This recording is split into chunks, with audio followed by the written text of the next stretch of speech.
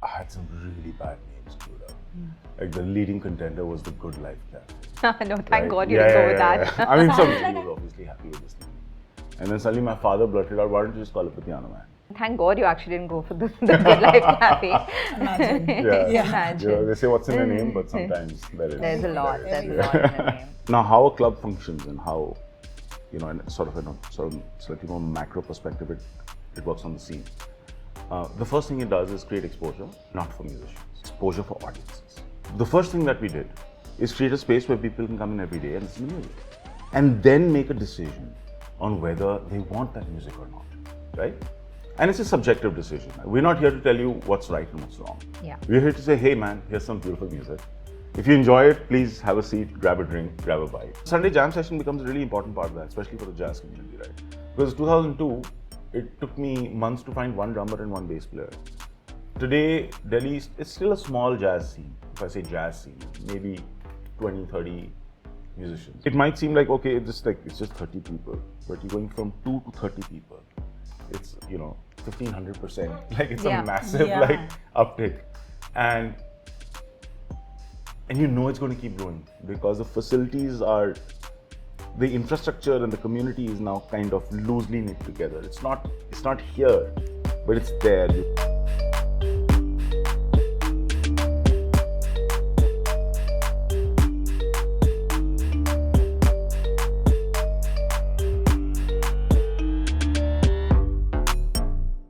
Hi everyone, and welcome to another episode of Don't Run Into Glass, a podcast hosted by the Citizen.in. I'm Gayeti. And I'm Anica. And Anica, where are we today? Today we are at this really cool place. Can you see? It looks like a performance location. Well, we are at Piano Man, Delhi, which is one of every Delhiite's mainstay place to go and listen to some jazz music. I mean, I've been here so many times, and usually not early in the morning, but late at night, downing one or two drinks, maybe pushing a few people out of the way at the bar. No, I was here this Sunday. For an album launch, and I have found my favorite spot to sit, which is right next to the counter. I had some wonderful cocktails and some great bar snacks over here. The music was amazing, but it feels very Prohibition era, kind of like a secret place only for the chosen few. So yeah, we're here at Piano Man, and today we're talking to Arjun, the man behind the entire show. Someone who's built something really big in the past, how many years has it been? Well, since this club started, it's been 8, but I started my journey in food and beverages in 2010, so 13 years. Yeah. Okay, so before Piano Man, what did you have? It was... So, I very accidentally entered this realm in 2010 with a bakery. And in 2012, I opened my first cafe, which very few people know about, but it was called the Piano Man Art Cafe.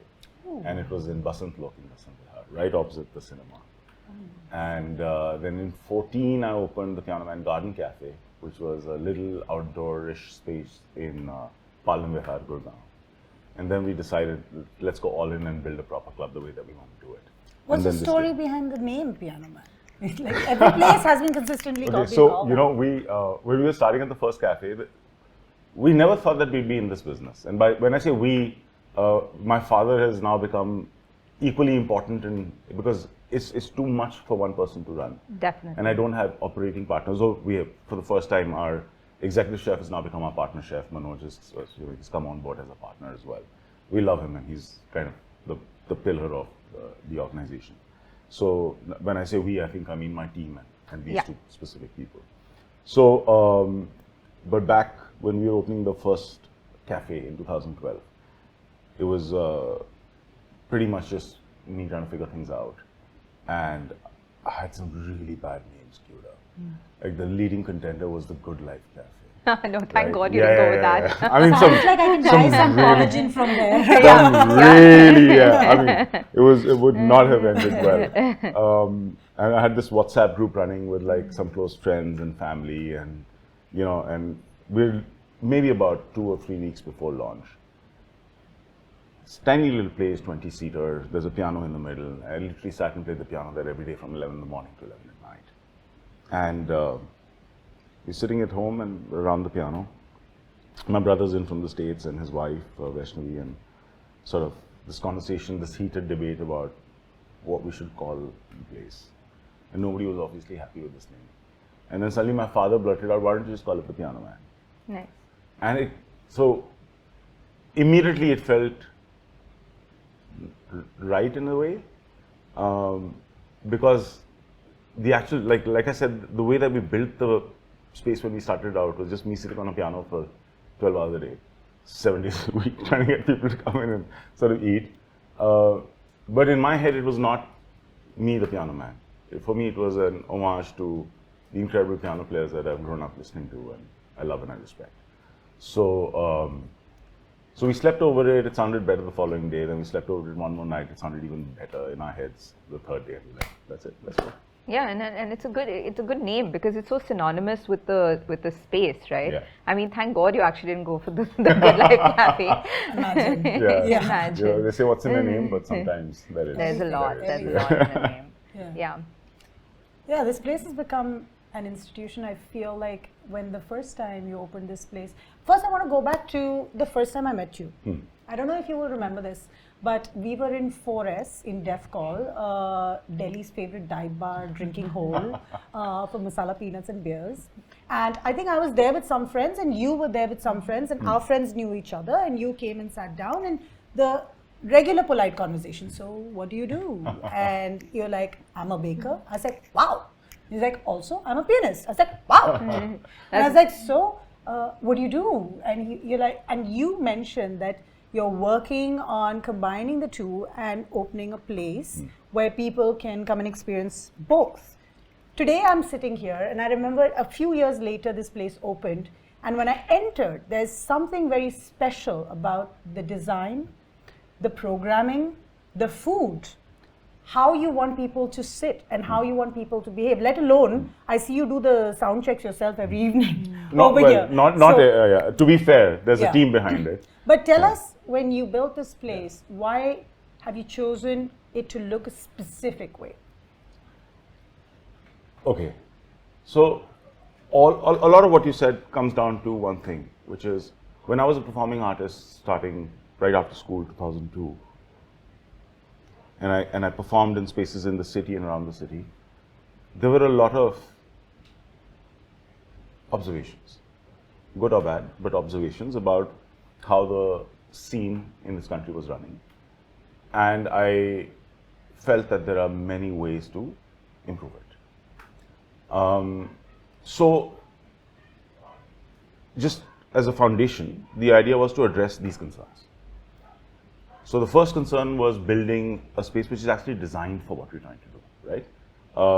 And for me, the music that I resonate with the most, I mean, I have a fairly eclectic sort of taste in music, but the thing that stands out is jazz, because I've trained in it, I love it, it's the kind of music it's the sound that I love. So when you think jazz, then you think this, right? So that kind of sort of works with that. Though I wish I had the capacity to design something like this, or the next one and the one that's coming up. But we worked really hard to find somebody who could understand what we wanted and sort of make it happen. And that came in two sort of aspects. One is the hard design aspect, which is the architect. And at that time, I remember we met 7, 8 architects,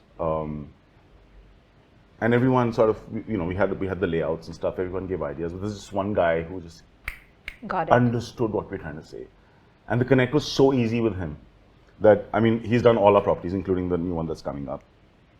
And when we're in construction, there's a point of time where both of us are like ready to strangle and throttle the other.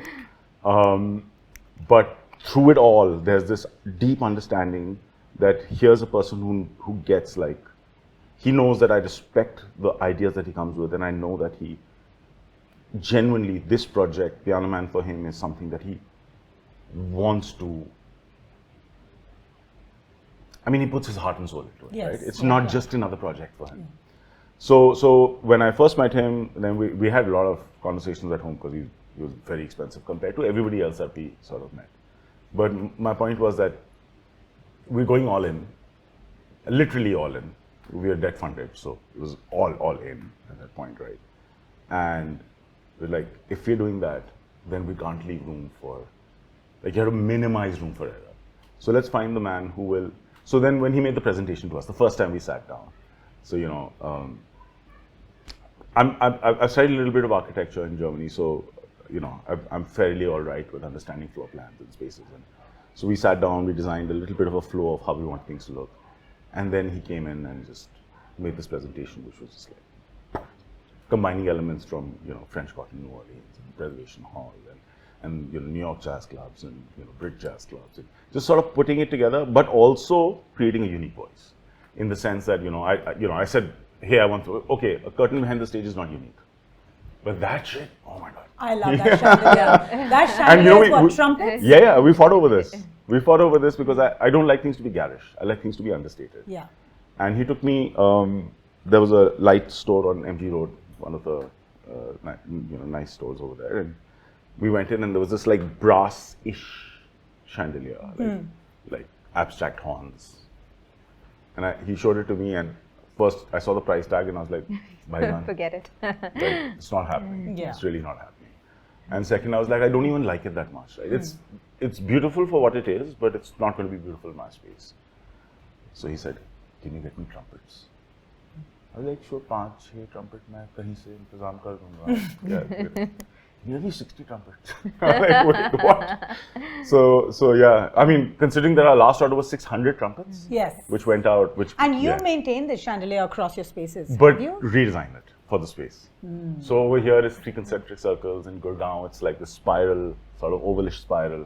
And in the new one, it is insane. Like, so this is 54 trumpets. Gurgaon is 245 trumpets.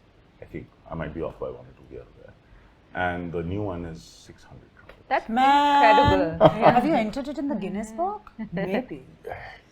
He's like, I don't care about I care these about my work, yeah. I'm not so bothered about it. So I wanted to ask you, see, the entire culture of performing arts is very dependent on the venues that cater to performing arts in those countries, right? And in those cities. And I can't really think of a jazz-specific space prior to the Piano Man. Have you seen, and I might be wrong, so I would like you to correct that if I am wrong, but at least nothing that has been as popular as this. Not something, I mean, I don't even listen to jazz, and I used to come here every Friday and Saturday night. You know what I mean? Used to, that's the problem. Now I'm old and I'm pregnant, so it's like now it's now I'm at home. So it felt like this venue actually exposed a lot of people that were not even regular listeners of jazz to upcoming jazz talent in the city. I just want to get your thoughts on that. How have you seen this space grow, and let's say the jazz scene in Delhi grow along with it? So yes, we started, I mean, that's why this club is called the Piano Man Jazz Club, right? Because the intent was to focus on jazz as our sort of primary medium. Yeah. If you notice, the Gurgaon club is not called the Piano Man Jazz Club. It's just called the Piano Man Gurgaon. And the new one's called the Piano Man New Delhi. And the reason we're doing that is because with each club, the curation also sort of varies. Yeah. But coming back to the core question, I still like, one of my personal sort of objectives is to enhance both the base of listeners and the base of artists for jazz. Now, how a club functions and how, in sort of slightly more macro perspective, it works on the scene. The first thing it does is create exposure, not for musicians, exposure for audiences. If you have the opportunity to listen to something, to be exposed, to have the opportunity to go and find it, then you have the ability or the privilege of making a subjective decision on whether you want it or not. If you're never exposed to something, you will never be able to make that decision. For sure. So the first thing that we did is create a space where people can come in every day and listen to music, and then make a decision on whether they want that music or not, right? And it's a subjective decision. We're not here to tell you what's right and what's wrong. Yeah. We're here to say, hey man, here's some beautiful music. If you enjoy it, please have a seat, grab a drink, grab a bite. And if you don't enjoy it, no problem. There'll be somebody else playing tomorrow, somebody else after that. Come and find what you like. If you don't like music, no problem. There's 800 other bars that don't have music, right? So you figure out what works for you. So it's not, the intent is not to, it's not to superimpose, or it's just to create that availability of options, right? And for me, that the primary option that I wanted to promote was jazz, right? From the artist perspective, what happens is, like, if there was a healthy ecosystem for performing arts when I was growing up, this might never have existed. Because I might have chosen to be an artist, because that's something that I love doing. I love performing. I love the stage. I'm a stage baby, right? I've always been on stage with theater or music, or I think when I was a kid, I did some Kathak and stuff also. Like I've been on stage since I was a kid, yeah, and I love it, right? Yeah. But that's what happened is that when I was growing up, you were either playing in the lobby of a hotel, especially if you want to play jazz, or you weren't playing, right? So I did some shows for, like, you know, the Indo-Africa Conclave, and some here and some there. Set up a band, finding artists. I mean, getting a drummer took like 2 years, finding a bass player, because people weren't playing the music, right? And the drummer that I worked with for 10 years is Nikhil Vasudevan, who's currently playing with Ekpati Kohar and stuff. He's a sweetheart of a guy. Never on time, but one of the loveliest people I've ever. And we would tell him to come like 3 hours earlier for rehearsal. Yeah. So the idea was to, you know, so from the artist perspective, the idea is that you have a consistent place where you are going to get gigs. So your craft is being honed on stage as well. Because you can sit and work in your bedroom and your classroom as much as you like. If you want to be a performer, you have to perform. You have to have the opportunity to be on stage to perform. And the second part of it is also that because of this consistent sort of push in the market, we're sort of disseminating our sort of, you know, gospel of music. Here, come and listen to music. It creates a larger audience base. A larger audience base means it creates a wider demand. A wider demand means now the same artists who are playing this music and interacting with customers now also get the opportunity to earn through private shows, corporate shows, weddings, etc., which are often not the most fun environments to play in because they're not designed for the music. Yeah. But they actually allow you to earn a living, right? Clubs cannot be the way that you earn your living. Clubs are a way to, you know, basic sustenance and sort of interacting, building audiences. Yeah. So that is the core function of the club from both perspectives, from the artist perspective and the audience perspective. And our responsibility then becomes A, to create the right infrastructure for this communication, and B, to assist in this communication. Because and I say in India, but this is a problem globally today. We have international artists coming like every week, almost every second week, and they say the same thing. You know? So we just had a band from Argentina. They played the night. Oh, you left after Sumit's show. I left after Sumit's show. Yeah, sorry. Sumit's album watch is amazing, but so was Desmond. Like, they're incredible. Nice. This is, I think, their 4th or 5th tour with us, and it's the same thing. Like they from here they're going to Bombay, then they're going to Vietnam this time, right? So they've been playing around the world, and we have artists coming in from everywhere. And one of the consistent things they say is that this sort of an infrastructure has become rare. Like, you know, the hospitality, the infrastructure, everything put together is not a package that's...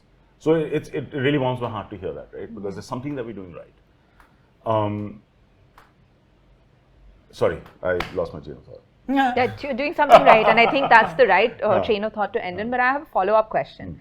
And it all sounds really idealistic on paper, but like a lot of people I know who are, you know, let's say owners of venue spaces in Delhi, especially Delhi, more than Bombay and Bangalore, they struggle with remaining authentic to their vision. Maybe because, you know, they'll do these like Bollywood nights or ladies' nights, because at the end of the day, it is a business and you have to survive.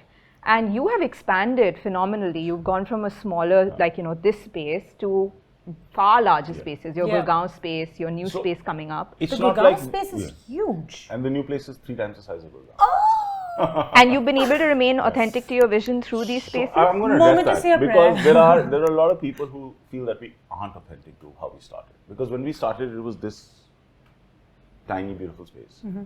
Which so one thing that makes me happy is that 8 years in, I still love coming to work every day because I love the space that we built, right? So 8 years ago when we started, it was this tiny place, 40 seats. We could pretty much do anything and have a full house. Yeah. Right. I still remember the first 6 months we were fairly empty. We just opened. Nobody knew who I was. Nobody knew what Piano Man was. It's just another place, you know, appropriating a Billy Joel song or something. You know? So that was the general gist of it. And when people started coming in, it was kind of like, अच्छा, चलो finally देख ही लेते हैं, क्या है, what's happening. And that's how we started building our reputation, because people would come in, and the first year I know I had a fairly bad reputation in the city, because my friends used to call and tell me, यार तूने मेरे दोस्त को बाहर भेज दिया. People were disrespectful. Aloud, I would say, hey man, there's the door. Thank you very much. Bye bye. Good night. And my mother used to say, you threw out my friend's daughter from the club. You know, I've been through all of that, right? Yeah. And I'm like, listen, I'm sorry, but my manager used to get really pissed off. He's like, yaar, badi mushkil se log aaye hain, tumne baat niकाल दिया. I said, hey, let's establish a baseline of who we are. So from the curation perspective, from the operations perspective, this is the baseline. Now, as you continue to run over time, there is a dilution of vision from the perspective of dhanda, business. And there is an evolution of vision from the perspective of, all right, where do I go from here? Because stasis is an unnatural state of being. You're either evolving or devolving. You're growing or atrophying, right? You're not going to remain where you are forever. And hence, over here, like for example, when there are customers who come, say, who moved out of the country, and they come back after 3 years, and they'll come here, and there'll be something happening on stage, and they're like, where's, this nice piano jazz trio and all. So, wo bhi hai. Look at the calendar, there's everything happening. But as our spaces evolve, we need to identify how to utilize this space more efficiently as well. It's not purely a business decision. For me, I look at it as, like, I'll give you the easiest example, and what's going to create the biggest uproar for our brand in the near future is the new place that we're opening, right? So as soon as that opens, all 3 of our properties will suddenly de-link in terms of curation. Okay. We will, right now it's pretty much similar curation between Delhi and Gurgaon. But once a new property opens, we'll have Delhi, this Safdarjung property, the Jazz Club, bring a noticeably different form of curation. And Gurgaon and Malviya are doing slightly similar curation, but in Malviya we also want to open up the indie vertical. So we're talking to big indie artists to sort of come in and sort of use the space as well. This sounds extremely exciting. But the minute that happens, the first thing in the market is going to be Piano Man has sold out, right? So we are aware, we are anticipating it, but we don't care. Yeah. Right? Yes. So, because for us, we're so clear on the vision of what we want to do. And we're not clear, like, it's not some random, idea that came to mind. It's something that's thought out over time. The evolution of our curation is something that we've been working on for the last 6 months. And we are scared to bits, not of what people think, but of whether our thought process, our ideology, our approach is correct. And I think the reason why we've been successful is because we always get to it. Because we always want to step gingerly. We're not afraid of taking like concrete decisions and action, but like we care about what we do. And that's where that fear is mixed with love, Ki matlab, this is my baby, right? Am I treating it right? Am I true to whatever it is? And are we evolving it in the right way? So all these decisions sort of come into play, and with many businesses. And so we curate for other organizations as well, right? Like we curate for clients all over the country. And it's always a mix of these two things, like the business part of it and the art part of it, right? And it is true that a lot of them die out because of the business decisions overpowering the art. Art. And for me, in some way, Blue Frog was an example of that. Yeah, because they had stunning curation when they opened. Yeah. And they were actually being curated, if I'm not mistaken, by Emmanuel De Decker, who we work with a lot as well. She's amazing. She's been bringing artists to India for like a decade now, or longer. And then she exit, and then suddenly there was a vacuum. There was no system in place for curation. This is my observation. Yeah. This is all happening still before I opened Piano Man. Because the brand also continued for a few years after that. Then suddenly, like when the 2 times I went to Blue Frog Delhi was random. And this is also one of the things we incorporated into our space. When I randomly walked into Blue Frog in Delhi, both of the times there was EDM play. Yeah. Right? And the only time I actually heard like good live music at Blue Frog is when I was playing there on an International Jazz Day roster. Yeah. Right? There were some other really wonderful bands there as well. So that's something we incorporated into our place. Like we asked ourselves a question, can people just walk into our place and find good music? Let's curate in that manner. let's curate it in such a way that we build the entire week out so that there's something interesting happening every day. It's non-repetitive, so people can come in 5 days a week and still find it's still like beautiful and unique every day. So, so all of that sort of factors into the decisions you take, whether on how you want to grow your venue. I think building these sort of concrete systems for every aspect of what we do also acts as sort of a counterbalance to, it helps us stabilize our business end of things without compromising the art, where every process is defined so that you're also not wasteful in the way that you work. You're focused on creating. It's not easy to make money in this business. Like F&B, food and beverages, that's it, just once for it, because I'll be saying F&B a lot. F&B is, it's a difficult business in India, especially once alcohol comes involved, because alcohol is a highly regulated product, right? So you have to, it's from the regulatory perspective, you acquire, a lot of licenses and, purchasing alcohol. Like right now in Delhi, it was so difficult to buy. Delhi is a dry city, right? So I don't know how businesses are functioning here. It's complicated. We're functioning. We're figuring it out. But yeah, it's complicated, and hopefully it'll sort of even out in the near future. But like random decisions make a huge impact on business. Yeah. So in Gurgaon, for example, there was a change of policy, and now the cost of liquor has gone up significantly. Like our purchase prices are up by 30-40%. Yeah. But we can't have a 30-40% impact on menu, right? So we have to absorb that cost differential, and obviously that's not easy, right? So from the outside it looks like it's really hunky-dory industry. Yeah, it's a lot of hard work. It is a lot of hard work, and exactly like the F&B industry, you have to remember it is brutal. The margins can be fairly small, and so people look at like gross margins, and they're like, "Wow, ye to bada acha dhanda hai," because gross margins are like 60%, 70%. Yeah, and gross margins are what direct cost opposed to selling price, right? So if I'm making a dish, my direct cost will usually be 25 to 35%. So everyone's like, oh wow, 65 to 75% gross margin. This is the best industry in the world.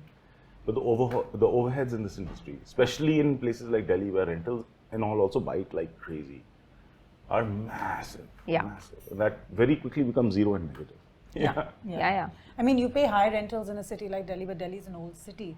You have to maintain that property as well to a great extent, and like so much money goes. So I mean, honestly, maintenance is not for us. Is never, even this is an old building.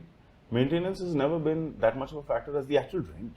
Yeah. Because the expectation that as soon as you say you're F&B, because there's a high turnover in F&B, so anyway landlords in general, to hedge their bet, want to charge high. कि देखो तुम 3 साल में चले जाओगे, फिर हमें 6 महीने खाली रखना पड़ेगा. So that's sort of they're hedging their revenues there. Understandably so, they're also running dhanda.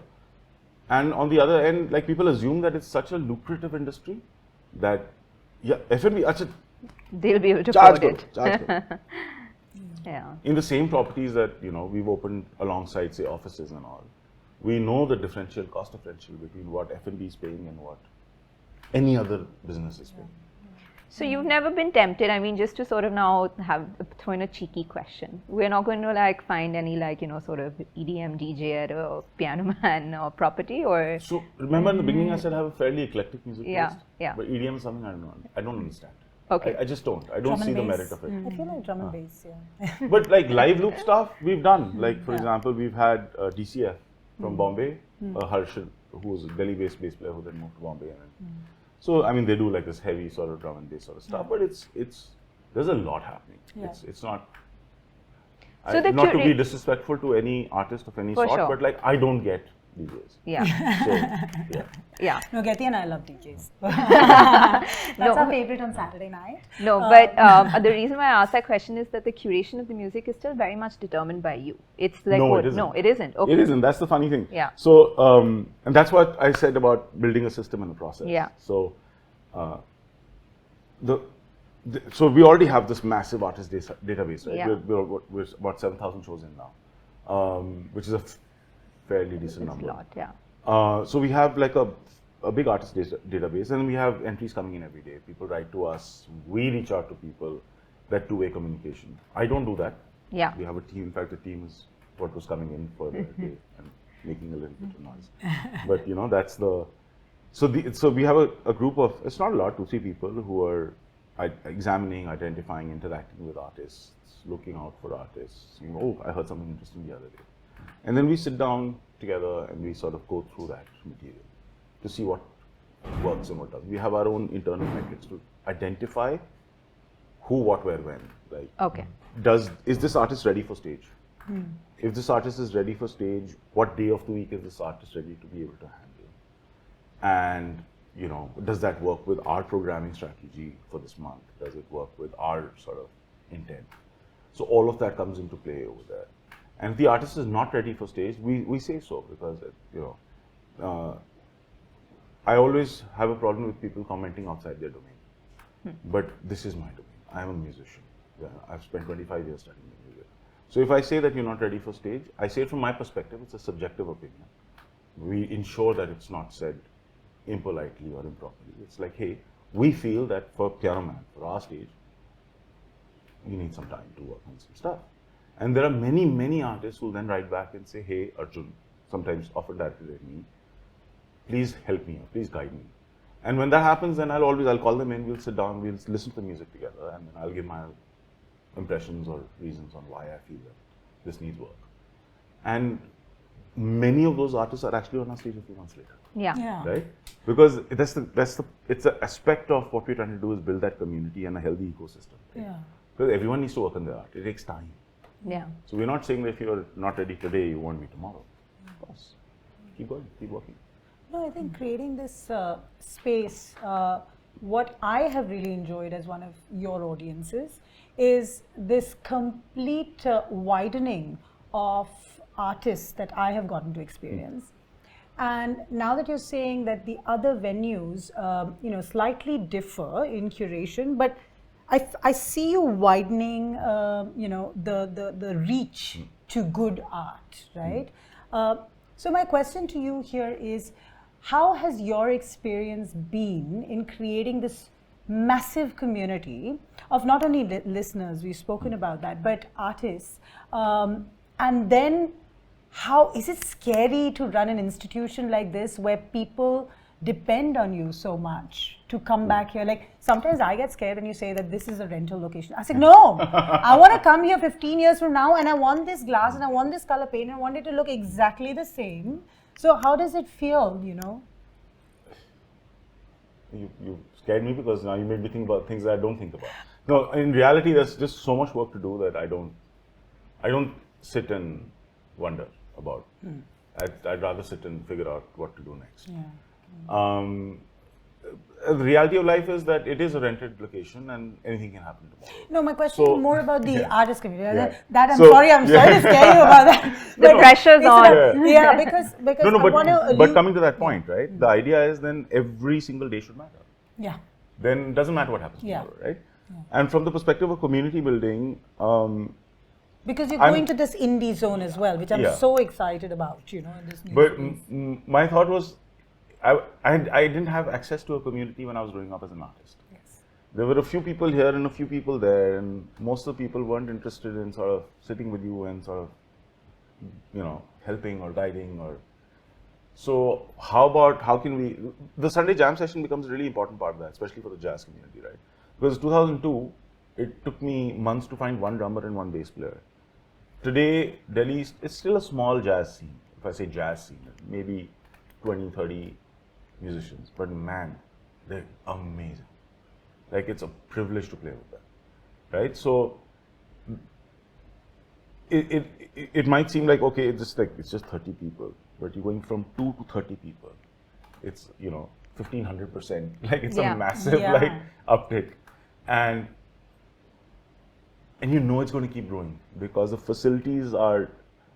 The infrastructure and the community is now kind of loosely knit together. It's not here, but it's there. You've got a couple of great schools.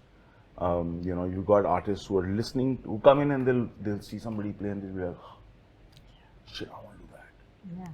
And then they'll work their asses off to do that. One of my cousin nephews was studying filmmaking, and I'm not going to say who he is because everyone will know who he is because everyone knows his parents because they're lovely, they're sweethearts, but from the media world. So he writes in, so they write in, they said, what do we do? He wants to quit filmmaking and become a musician. So he sends me some of his stuff. And he's playing blues guitar and stuff, and it's nice, good. But if you want to be a performer today, people are pushing boundaries like crazy. Yeah. So I said, you know what, just come one day and listen to the jam session. He just moved back to India. And so he came and he sat down, sat quietly, he didn't even tell me he turned up. At the end of the night, he was just like, his eyes were like this. And it's like, okay, that's where I need to be. Yeah. Okay, I want to start working. So he's studying with one of the best guitar players, I think, in the country, Pranay. It's genius. And I know that in a year, that kid's going to be on the stage burning, right? Because I see that hunger, that fire in him. The advantage is that along with the fire, he's got guidance. Yeah. He's got Pranay to teach him. He's got a place to come in and then explore and perform, work with other artists, build his own bands. Hey man, I love your drumming. I want to work with you. Hey man, I love the bass. Hey, can you play sax with me? Agnay Singh, 20-year-old sax. He just turned 20 like this week. Anica, 25, 26. New age sax players, if I were to put it that way, because they're both kind of just a couple of years into the instrument. I remember Aniket came here for the first time. Chick Corea was performing here. Oh, I saw Chick Corea. No, he was performing here. Chick played here on the stage. Chick Corea is like one of my favorite jazz artists. Some greats have come here. You know, I always get reminded of this place, and I get reminded of all the comedians talking about Comedy Cellar in the same way. It's like no matter how big they become, if they have performed and started off their career in a particular place, they always come back there. And sometimes these like surprise people who have been greats come here. And I bet stuff like that is happening here as well. Right now, what happens, like, Chick Corea did not start his career. Chick Corea is a little But, low. so what happens is that a lot of the greats that come here, like when Chick played here, it was actually a conversation that I had with him because he was scheduled to play at Sirifo. The show got canned for some reason or the other. I was a part of the mail chain for that concert, so I sort of wrote and asked if he'd be okay to play a small club. And the management wrote back saying, hey man, thank you, but no. Like, Chick plays 200,000 people. Yeah. Not, you know. So I said, sure, but, you know, then I wrote this like long ass. Love how letter. important, but also how important it is, right? Yeah. It's not, oh great, it'll be a big feather in our bonnet to have Chick Corea play, but what's the importance of Chick Corea's only showing in Delhi? And if that hadn't happened, because he then passed away soon after, it would never have happened, right? So then I remember that time I was not in the country. I was in Israel. The Israeli embassy had sent a few of us on an arts and music junket. And again, country where musicianship is like up here, like the way they work. It's beautiful. And I get back. The day I get back, I get up at 8 in the morning. It's not. I usually get up at about 9. At my eyes open, and I see my phone, and there's an email from Chick like 2 minutes before that, saying his phone number and call me. How incredible. And I'm just like shitting my, I'm sorry, excuse the, but I'm literally shitting my pants. It's 8 in the morning. And I picked up the phone and I called him. I just sat up straight and I gave him a call, gave myself a tight slap. Don't sound like groggy at all. I'm like, you know, and he was in Japan at the time. So it must have been like 4 in the morning or something. He just sent me the email. So I just like called up and, you know, we had this lovely 45-minute conversation. And we didn't agree about everything. One of the things that I was coming to when I said right in the beginning, you know, like we take it upon ourselves to start that linkage between the audience and the artist. That's because there's so much desensitization in the world, right? Now I realize I dropped that point back there. So I'm taking it back up here. Like people are, when Chick became a big artist, when he became an artist, this didn't exist. Yeah. When you went to a concert, you had nothing to distract you. Yeah. Right? True. You had the artist in front of you, you had hopefully a great sound system, and you had your ass in a chair. That's about it. Today, there are just, you're bombarded with so much information that you're desensitized to the fact that there's an artist in front of you. Right? So we take it upon ourselves to some extent to begin that thread. That's why we host every night. Yeah. Somebody will come up and say, hey, look here. Yeah. Here's the artist. Yeah. And that's right? why your venue is designed like this. Yeah. I mean, the stage is a very focal point. Like you're looking down, you're looking at the stage. You know? So, but the idea was like, so we've got these like, we've written these scripts out. Yeah. Right? Ladies and gentlemen, welcome to Piano Man. Thank you so much for being here. Let me start the evening by introducing the artist. It's a script. Yeah. Right? When you do it often enough, it feels natural. You don't, it doesn't matter. But the idea remains the same. The idea is to just pick up the thread from here, pick up the thread from there, and just connect them, and then say, okay, artist, it's up to you. Yeah. Right? And that's the other thing that we work with artists to say that, when you're on stage, it's also a performance, right? Yeah. It's craft. Stage craft is a part of what your skill set needs to be. So interact with people. Your interaction need not be the same as his or hers or, whoever else is. Your interaction should be unique to you, stem from your personality. But it's an important part of performance, right? Because then you can hold the audience and you can hold them indefinitely through the night. So with Chick, these were some of the things that we discussed, the role of the audience, the artist, the venue. And he said, no, the venue has no role between the audience and the artist. I said, well, so when you became big, this didn't exist. Yeah. And today, nobody would go to a Chick Corea concert and not be glued to the music. A, because you're incredible. No, he's incredible. He's incredible. B, because of the legacy of who he is and what he brings to the table. So, it's not the same as a young artist today getting on stage, nobody knows who he is, and he's trying to build his career, right? So I believe there's a little bit of responsibility on the venues. So little things like this we disagreed on, but obviously, and when I'm disagreeing, in my back of my head, I'm like screaming, like, what are you doing? What are you doing? Stop! So we finished our conversation, and at the end of the conversation, and I said, so, the usual thing, like even in our confirmation emails we sent the artists, so if you're uncomfortable on stage, just stop playing. Yeah. Right? We don't ever put yourself in an uncomfortable. Nobody will ever pay you enough to be in an uncomfortable situation, especially a club. Clubs don't pay top of the, right? So be comfortable. You need help. Let our teams know, etc., etc. So to Chick also, I said, so you enter the club, you decide not to play. It's fine. No problem. You play one song and you stop, no problem. Have a nice dinner. Maybe have a conversation. And go back to your hotel. Be happy. I mean, I'm just really jealous of the people that were here because I saw Chick Corea at the Malta Jazz Fest, and he was like the headlining act, obviously, and the entire country was like, oh wow, Chick Corea is coming, Chick Corea is coming. So it must have been like thousands and thousands of people in the crowd.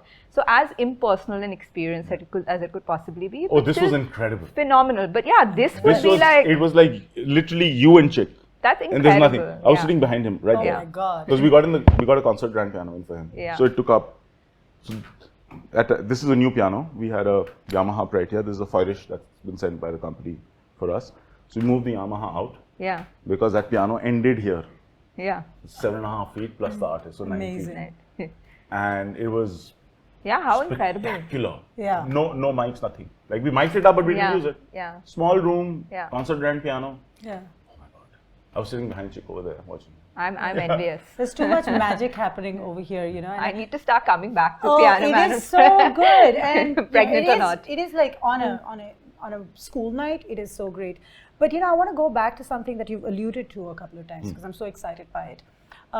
Piano Man Jazz Club here in Safdarjung, Piano Man Gurgaon, and now a much bigger space that's coming up. Scary. And we've heard a little bit about the curation, but I really want you to tell us what the audience should really look forward to in these three spaces. Oh wow, I've never thought of it from that perspective. So my curation isn't, how do I put it, man? Everything. Like, there's so much happening.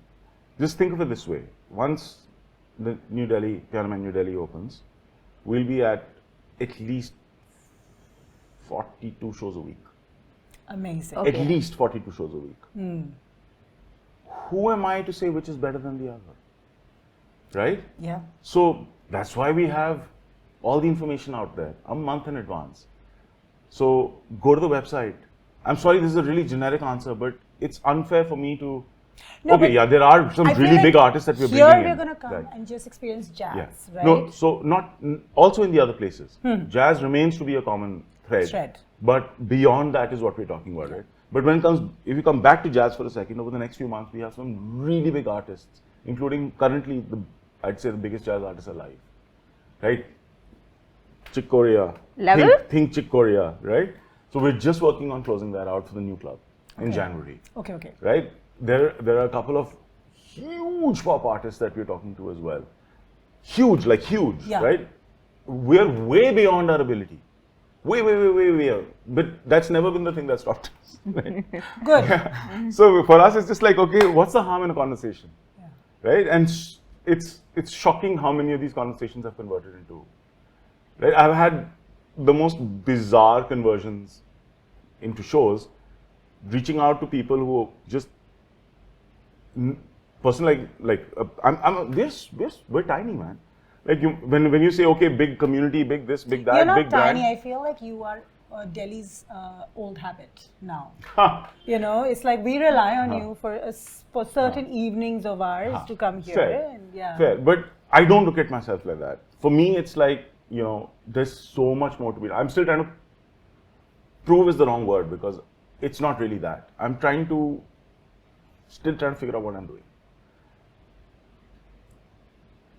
And I know what I'm doing in the sense that I know the curation, I know the spaces. I'm very particular about how I work.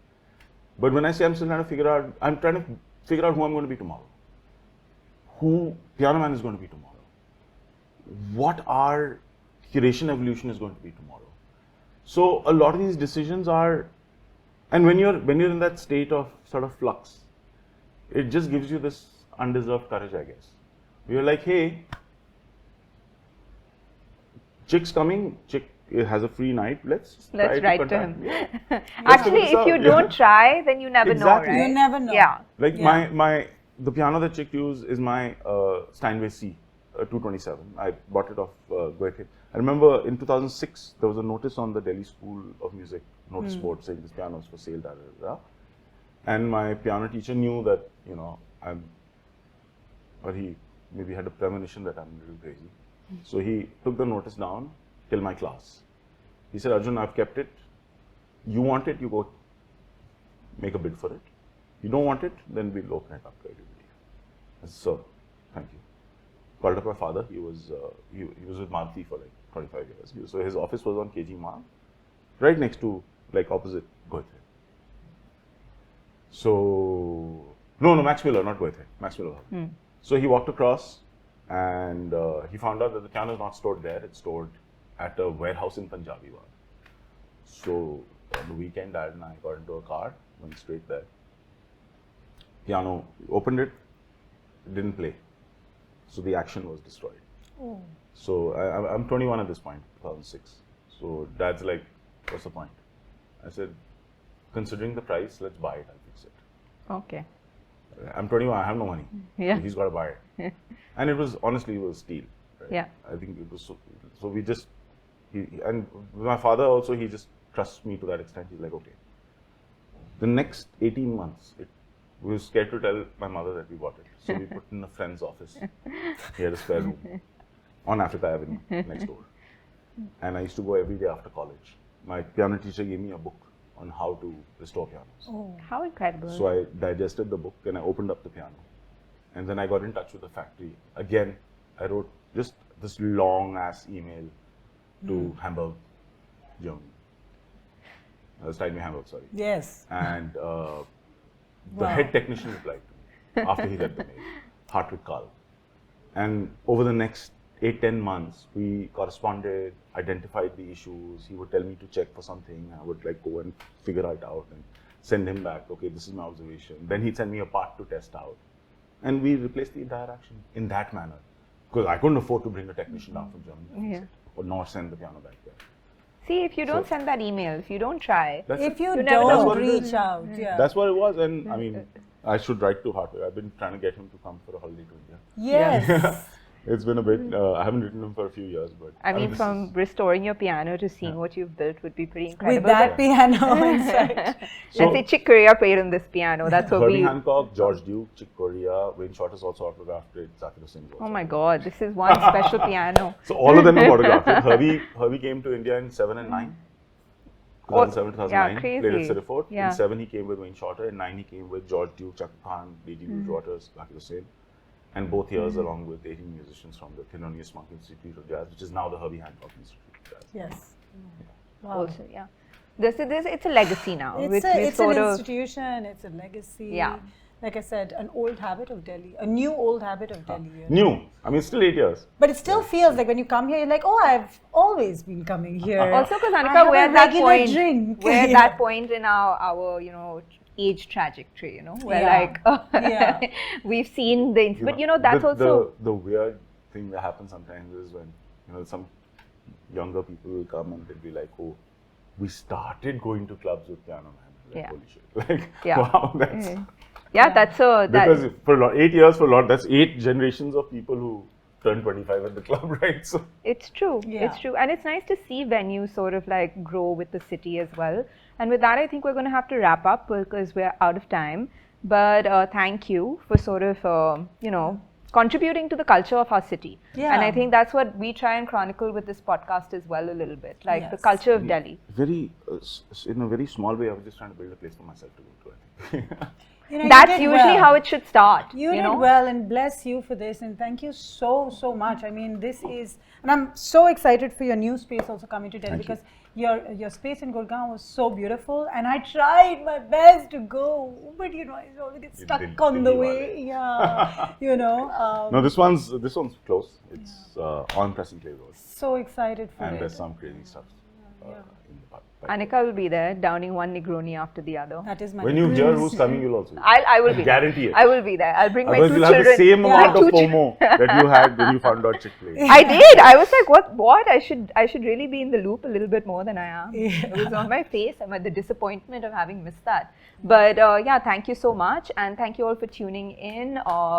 Piano Man's opening a new space like we spoke about. Go check it out. Yeah.